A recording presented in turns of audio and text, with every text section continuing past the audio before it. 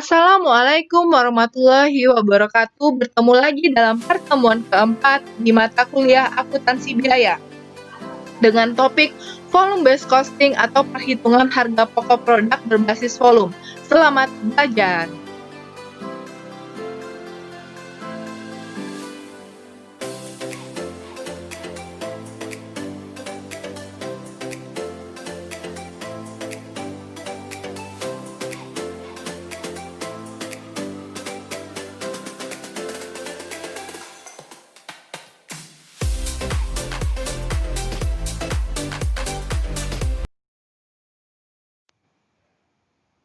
Jadi, apa sih itu volume based costing atau perhitungan harga pokok produk berbasis volume? Yaitu merupakan suatu cara atau metode untuk melihat atau mengkaji bagaimana biaya-biaya dibebankan ke objek biaya. Volume based costing ini disebut juga perhitungan harga pokok produk berbasis unit atau perhitungan harga pokok produk berbasis fungsi. Perhitungan harga pokok volume based costing ini merupakan perhitungan harga pokok tradisional.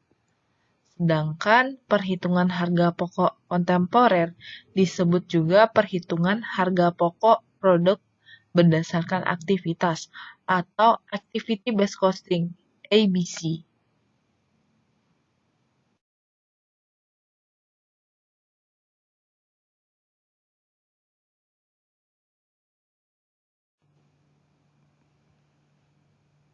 Jadi, berdasarkan perhitungan harga pokok produk berbasis volume, itu di mana sumber daya biaya itu dibebankan berdasarkan departemen atau sesuai dengan fungsi.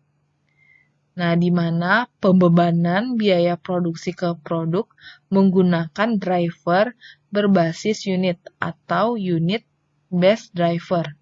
Driver berbasis unit adalah driver yang dipicu oleh unit yang dihasilkan. Jadi, istilah volume atau unit mengacu kepada unit yang dihasilkan. Penghitungan harga pokok produk tradisional mengasumsikan bahwa besarnya biaya produksi memiliki korelasi langsung dengan unit yang dihasilkan. Semakin banyak unit yang dihasilkan, semakin besar biaya produksi. Sebaliknya, semakin kecil unit yang dihasilkan, semakin kecil biaya produksinya. Lalu, perhitungan harga pokok produk berbasis aktivitas berfokus pada proses bisnis, bukan lagi pada departemen produksi seperti traditional costing. Nah, di mana sumber biaya itu berdasarkan aktivitas yang akan dibebankan ke objek biaya.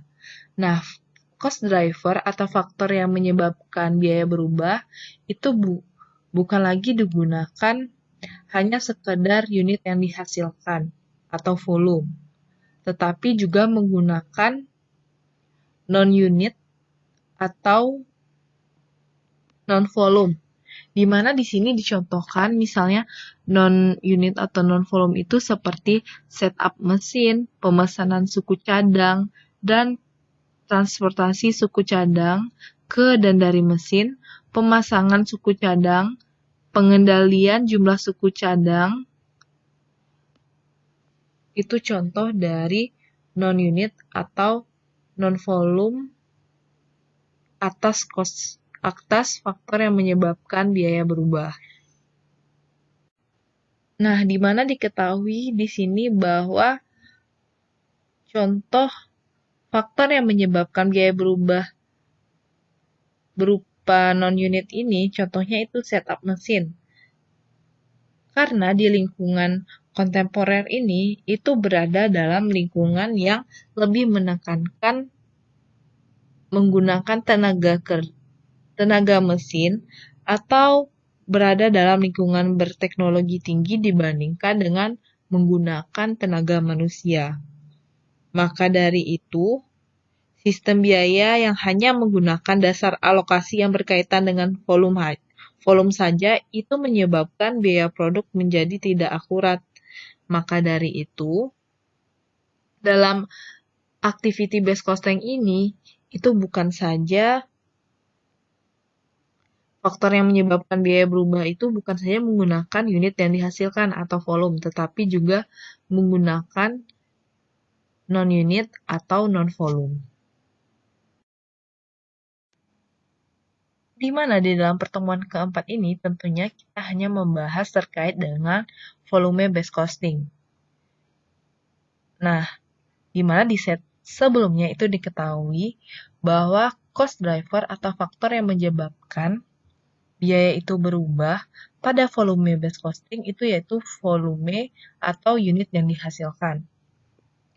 Nah, terdapat 5 driver berbasis unit yang dapat digunakan untuk membebankan biaya overhead pabrik ke produk, yaitu jam kerja langsung atau JKL, lalu jam mesin atau JM, lalu jumlah unit produksi, selanjutnya biaya bahan baku atau BBBL, lalu yang terakhir biaya tenaga kerja langsung atau BTKL. Jadi di sini di mana semakin banyak unit yang dihasilkan atau jam kerja langsung atau jam mesin semakin banyak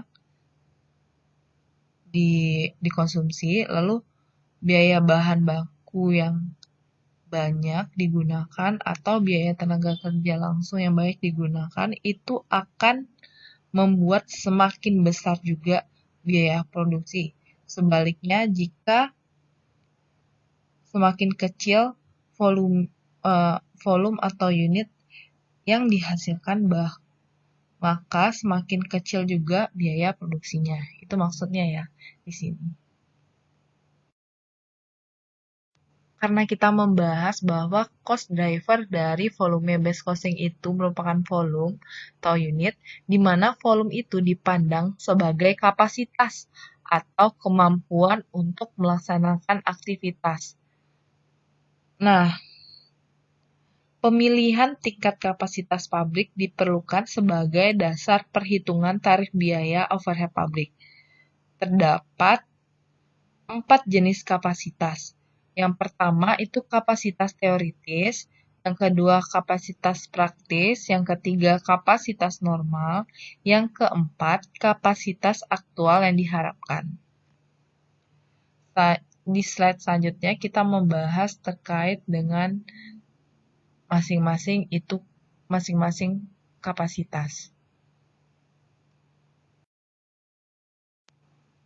Yang pertama, kapasitas teoritis, di mana kapasitas ideal atau kapasitas maksimum, yaitu kapasitas untuk operasi 100%, di mana merupakan kemampuan perusahaan melaksanakan aktivitas dengan asumsi perusahaan bekerja terus-menerus tanpa henti.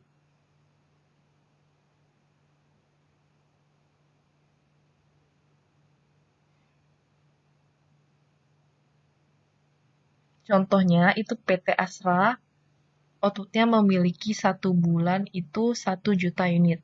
Nah, 1 juta unit itu dihasilkan jika perusahaan bekerja terus-menerus tanpa henti, tanpa adanya hambatan, seperti mesin rusak, ataupun turunnya permintaan produk. Jadi di kapasitas yang pertama itu merupakan kapasitas yang ideal. Lalu yang kedua, kapasitas praktis, yaitu kapasitas yang setelah mempertimbangkan hambatan-hambatan internal perusahaan. Jadi di sini kapasitas praktis adalah kapasitas teoritis yang dibahas di nomor 1 tadi itu dikurangi dengan hambatan-hambatan internal. Nah, contohnya karena adanya hambatan internal seperti mesin rusak dalam pembuatan mobil, makanya PT Astra itu hanya menghasilkan output mobil sebesar 950.000 unit. Lalu yang ketiga itu kapasitas normal, di mana kapasitas setelah mempertimbangkan hambatan internal dan eksternal. Jadi di sini beberapa contoh hambatan eksternal itu adalah hari libur nasional, masyarakat unjuk rasa, turunnya permintaan produk karena krisis ekonomi, dan lain-lain. Jadi di sini kapasitas normal adalah kapasitas teoritis dikurangi hambatan internal dan eksternal. Jadi kapasitas ini umumnya digunakan sebagai dasar perhitungan tarif biaya overhead pabrik ke produk karena merupakan kapasitas yang paling mungkin dicapai. Nah, jadi karena kapasitas ini itu mempertimbangkan hambatan eksternal dan internal, itu didapatkan bahwa PT Astra itu hanya dapat menghasilkan output sebesar 9.000 unit saja. Lalu, yang keempat, kapasitas sesungguhnya yang diharapkan merupakan kapasitas yang diharapkan untuk periode mendatang, misalnya tahun depan. Karena perhitungan kapasitas ini bersifat jangka pendek, kapasitas yang dipakai mungkin saja berbeda antara satu periode dengan periode lainnya. Oleh karena itu, kapasitas ini jarang digunakan sebagai dasar perhitungan tarif biaya overhead pabrik. Jika kapasitas ini dipakai, tarif biaya overhead pabrik akan menjadi tidak stabil. Nah, makanya perusahaan sekarang lebih menggunakan normal capacity atau kapasitas yang ketiga, yaitu kemampuan perusahaan yang melaksanakan aktivitas setelah mempertimbangkan hambatan eksternal maupun internal.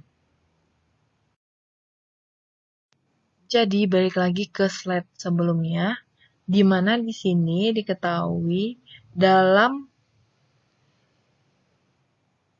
kapasitas yang 4 ini, itu yang digunakan sebagai dasar perhitungan tarif biaya overhead pabrik, yaitu kapasitas normal, yaitu kapasitas yang ketiga.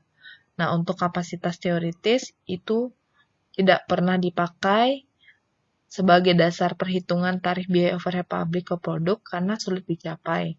Nah, yang kedua, kapasitas ini juga jarang digunakan sebagai dasar perhitungan tarif biaya overhead pabrik karena masih sulit dicapai juga. Nah, lalu yang keempat, kapasitas aktual yang diharapkan itu juga tidak digunakan sebagai dasar perhitungan tarif biaya overhead pabrik atau jarang digunakan karena tarif biaya overhead pabrik akan menjadi tidak stabil.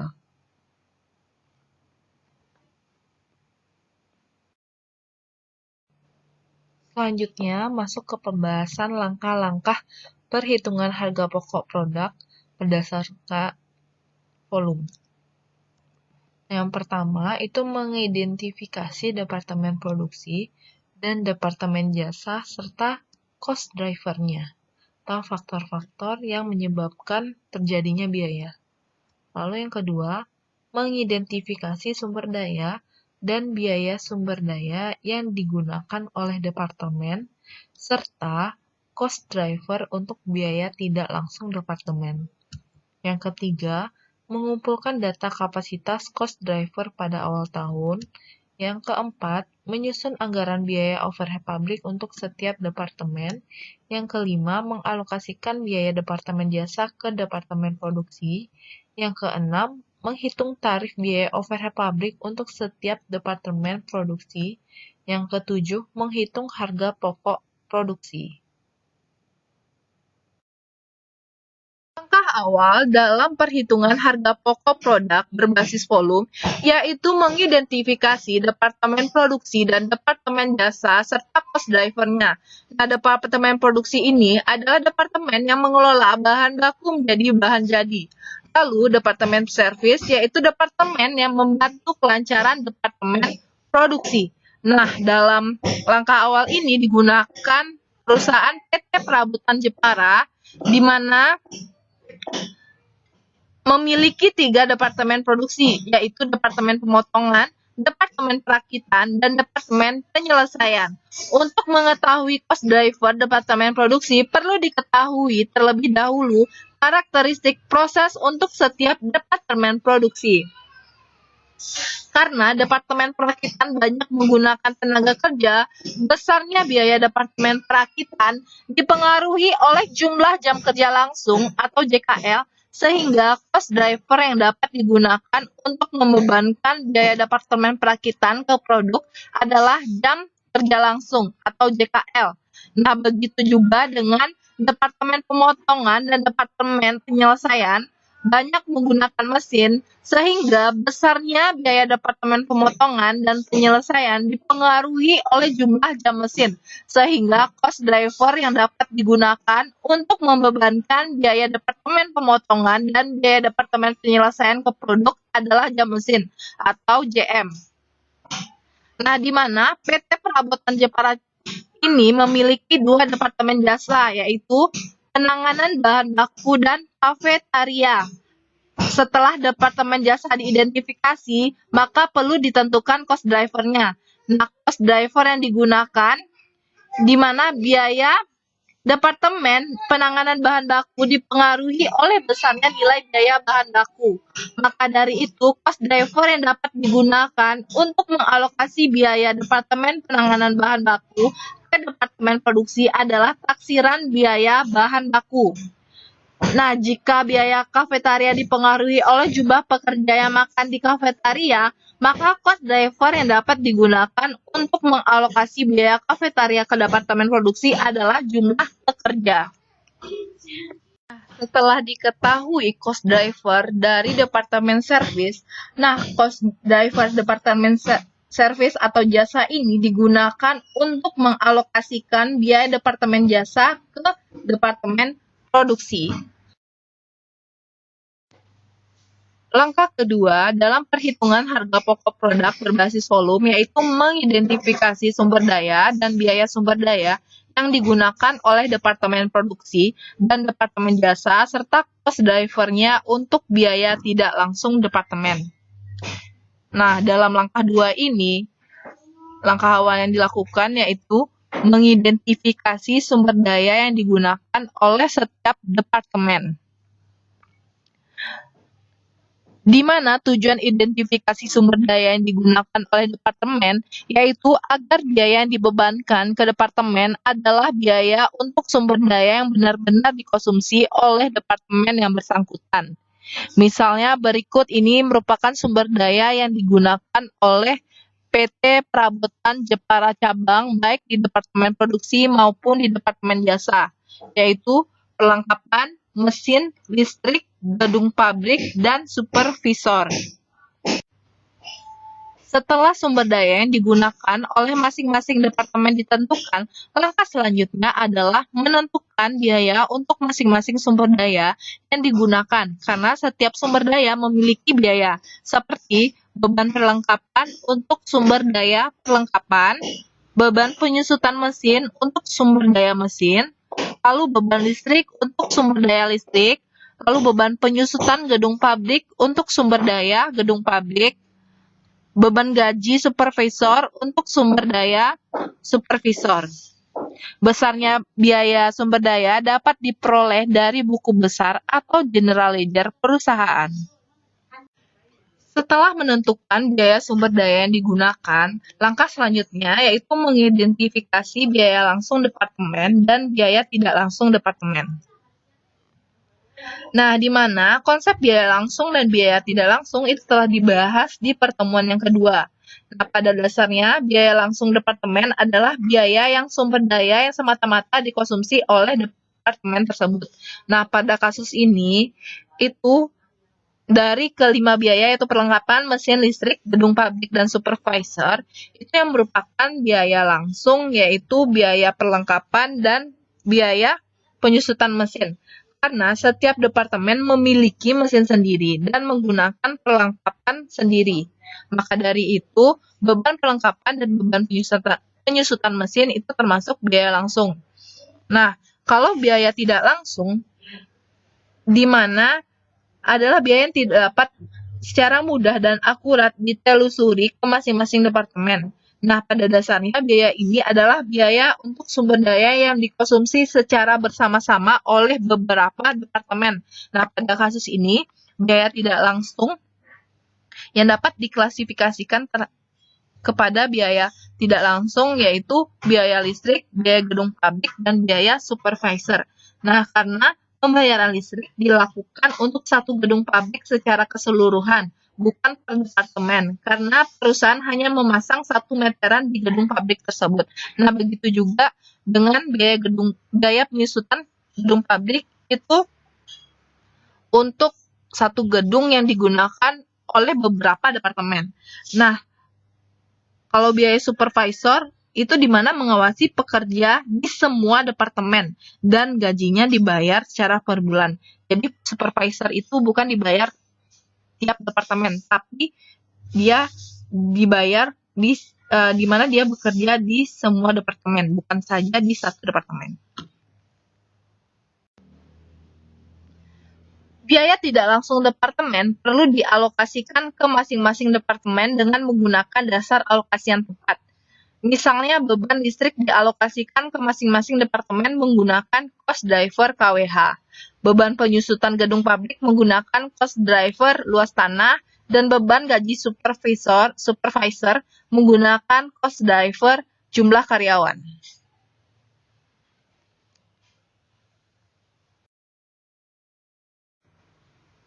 Setelah cost driver diketahui, perlu ditentukan kapasitas untuk masing-masing cost driver. Kapasitas cost driver diperoleh di departemen-departemen terkait pada awal periode akuntansi. Nah, data yang dikumpulkan di mana masing-masing data tersebut akan digunakan sebagai dasar alokasi biaya overhead pabrik. Nah, data yang dikumpulkan tersebut seperti jumlah KWH yang digunakan sebagai dasar untuk mengalokasikan beban listrik ke masing-masing departemen produksi dan jasa. Lalu luas lantai digunakan sebagai dasar alokasi beban penyusutan ke masing-masing departemen produksi dan jasa. Lalu jumlah karyawan akan digunakan sebagai dasar alokasi biaya departemen kafetaria ke departemen lainnya.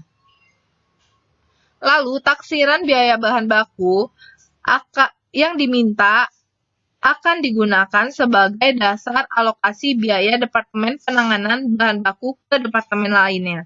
Nah, selain itu data yang dikumpulkan itu jam kerja langsung, JKL, dan jam mesin atau JM itu akan digunakan sebagai dasar untuk membebankan biaya overhead pabrik ke produk dengan menggunakan tarif biaya overhead pabrik. Setelah cost driver diketahui, perlu ditentukan kapasitas untuk masing-masing cost driver. Kapasitas cost driver diperoleh di departemen-departemen terkait pada awal periode akuntansi. Nah, data yang dikumpulkan di mana masing-masing data tersebut akan digunakan sebagai dasar alokasi biaya overhead pabrik. Nah, data yang dikumpulkan tersebut seperti jumlah KWH yang digunakan sebagai dasar untuk mengalokasikan beban listrik ke masing-masing departemen produksi dan jasa. Lalu luas lantai digunakan sebagai dasar alokasi beban penyusutan ke masing-masing departemen produksi dan jasa. Lalu jumlah karyawan akan digunakan sebagai dasar alokasi biaya departemen kafetaria ke departemen lainnya. Lalu taksiran biaya bahan baku yang diminta akan digunakan sebagai dasar alokasi biaya Departemen Penanganan Bahan Baku ke departemen lainnya. Nah, Selain itu, data yang dikumpulkan itu jam kerja langsung, JKL, dan jam mesin atau JM itu akan digunakan sebagai dasar untuk membebankan biaya overhead pabrik ke produk dengan menggunakan tarif biaya overhead pabrik. Langkah keempat dalam perhitungan harga pokok produk berbasis volume yaitu dilakukan yang pertama, mengklasifikasikan anggaran biaya overhead pabrik menjadi biaya langsung departemen dan biaya tidak langsung departemen, di mana anggaran biaya langsung departemen dapat disusun secara mudah karena biayanya dapat ditelusuri ke masing-masing departemen. Sebaliknya, biaya tidak langsung departemen perlu dialokasikan ke masing-masing departemen dengan menggunakan cost driver. Lalu yang kedua, mengklasifikasikan anggaran biaya overhead pabrik menjadi biaya variabel dan biaya tetap. Tujuannya adalah untuk memudahkan dalam estimasi biaya dan pengendalian biaya overhead pabrik.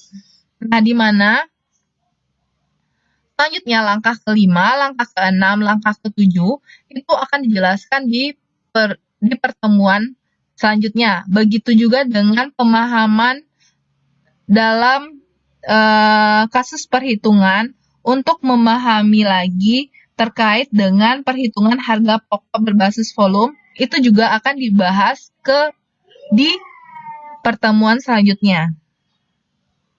Sehingga nantinya kita akan lebih memahami lagi bagaimana sih cara menghitung harga pokok produk berbasis volume. Sekian dulu pertemuan kita pada hari ini. Apabila ada pertanyaan, dipersilakan. Terima kasih. Assalamualaikum warahmatullahi wabarakatuh.